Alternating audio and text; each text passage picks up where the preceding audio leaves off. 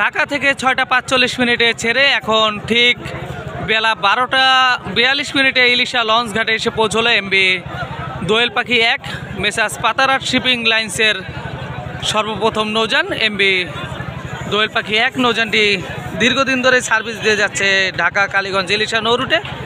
6:45 ঢাকা থেকে ছেড়েছিল, এখন 12:42 ইলিশা এসে পৌঁছলো।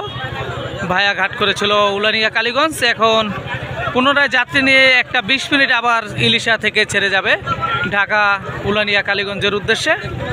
দেখতে পাচ্ছেন প্রচুর পরিমাণ যাত্রী নামছে এবং যাত্রী নামিয়ে তারপর কিন্তু যাত্রী নিয়ে পুনরায় ঢাকার উদ্দেশ্যে ছেড়ে যাবে নৌযানটি। আপনারা সকলেই ভিডিওটি দেখতে থাকুন, ভালো লাগলে লাইক দিয়ে কমেন্ট করুন, আর এই চ্যানেলে নতুন হয়ে থাকলে অবশ্যই চ্যানেলটি সাবস্ক্রাইব করে পাশে থাকা বেল বাটন বাজিয়ে দিন। ধন্যবাদ সবাইকে, আসসালামু আলাইকুম।